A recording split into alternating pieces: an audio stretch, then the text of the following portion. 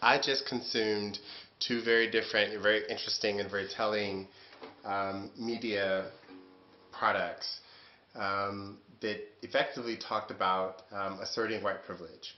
One was the Donahue Show, the Phil Donahue talk show, one of my favorite talk shows um, on television from the early 80s to the show took place in the 90s towards the end of the show's run. Um, and he had a panel of people who had passed for white. So, like I said, asserted white privilege. So these are people. A few were mixed race, white and black, and a few were, as the one woman said, black. You know, black plus black equals black. I mean, she was from two very fair-skinned, um, white. I mean, so-called black parents who were passing and telling people that they were white and passing for white. And it, of course, being legally a problem during the era of segregation. So as a child, she experienced, being outed, and they used this language coming out in the show. The host introduced that to say, so when did you sort of identify as black? And the point is, on this panel of 6 or 7 very light-skinned people who identify as black, they identify themselves as black, but they all could and have at one point in their lives passed for white. And I'll get to how that relates to the second bit of media that I consumed. Um, but what they asserted, importantly, was that white privilege wasn't worth the compromise in their dignity, because of what it meant was that they had to not speak up. They had to tolerate. One brother said he had to hear the rawness of racism when the things he said that white people would say to him in front of him about the black other, that would be very scripted if they were to know that that person was in fact of African heritage, or even more so identified themselves as black.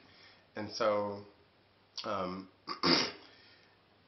it came down to the point that finally one of the panelists said um, that we live in, like, we are infected with this racism, and the degree to which we are aware of it determines both its persistence and um, its persistence through its invisibility, through its normativity, through it being so normalized to our culture.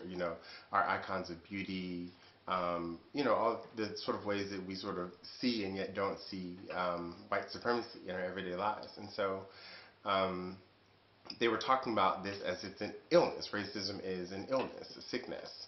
And it's important, again, that they're borrowing back and forth, not only from queerness and queer rights, but queer rights is also borrowing from the language of defeating the infection of racism. And so the second piece of media that I consumed that I wanted to share with you was a radio interview, NPR, Michelle Martin's show, Tell Me More. It said daily chat, not a chat show. Well, again, the importance on the host is all what makes the difference, because she actually does chat with a lot of people. In this instance, she does a lot of interviews, which are like chats, Oprah style chats. Back to the talk show host thing. Um, she interviewed Emily Sandé, the black British artist who is a soul singer and who is now touring in America. Go see her if you can. And inevitably, I would say that the host got around to this issue of what is how you present yourself and your difference. How does that feed into your work? And what she said was exactly back to the panelists before, was that as a child she didn't embrace her difference. She didn't understand that the way that people looked at her and treated her was a good thing, because of course as a kid she experienced her difference as oppressive. Growing up in Scotland, the only mixed race family, as she said, in the sea of a small village in Scotland. And so it's when she learned her voice, when she, in a sense, came out with who she is and her songs. And this is what is also interesting, is that the host of the show made the distinction between Adele, who they both share the first name, this artist, Adele Emily Sandé, and the artist Adele share the same name. They're both, in a sense, modern day soul pop singers from here in the UK. And the host said that Emily Sunday's music was more like the girlfriend that you call when you want to have some, sense knocked into you. And so, of course, the song that she performed live in the studio, really great stuff. But the song that she went out on was My Kind of Love. She performed an acoustic version of the song in the studio. You got to hear it. Go to NPR, tell me more to hear it. But she talked about, as a medical student, what she learned and where she, in a sense, asserted her voice was also hearing how much people, when she was doing her rounds in the hospital and dealing with illness and death, of who was next to them and what she learned about. She said that was my kind of love. Like, I'll be the person that is next to you when you think all else is gone. And she, of course, goes through details of, of all the other people who may have left, but I'm the one who's there. And again, knocking some sense into you, as she said, seeing the positive in your difference coming out. And it really is interesting how the solution to, the antidote to the racism, the infection that we all have, is from what these people who sort of live on the color line, as it were, we have,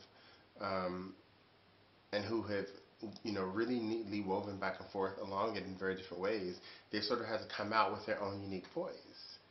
And I realized that that is what is very threatening.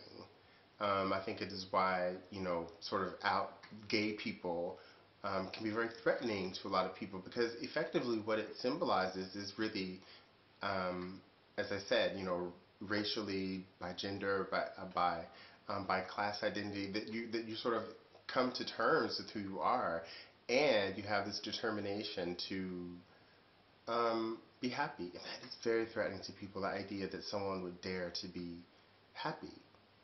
And no wonder that gay itself means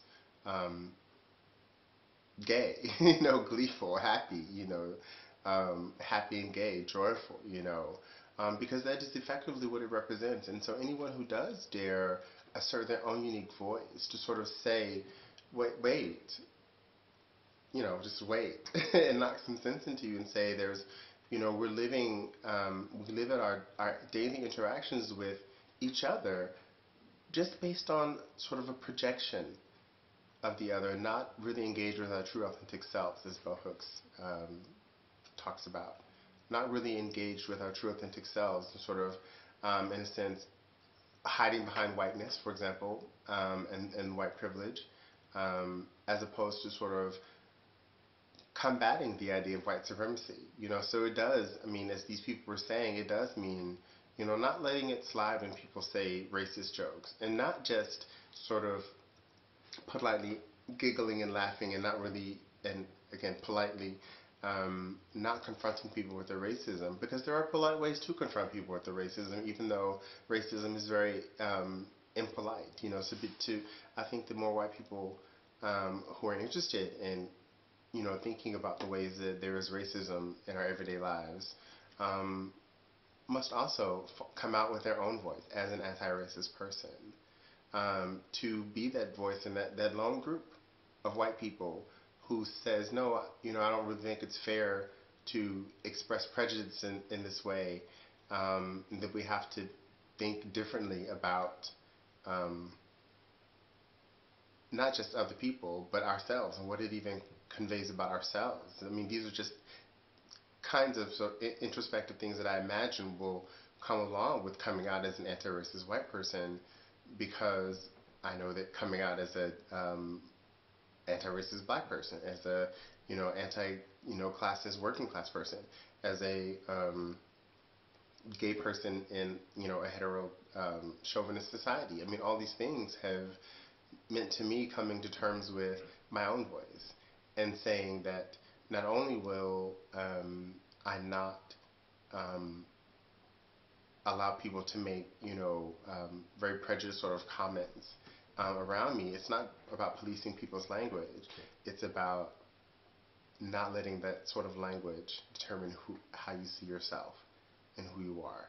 And that's really what it comes down to, because that's how you engage with your true authentic self, is by being able to detach from the images that we're bombarded with about what beauty is. And so we try and sit in the mirror and sift and carve ourselves into what we think, will make us more beautiful, attractive, in whose eyes. Again, Bell Hooks has a really interesting essay about it in her book Yearning.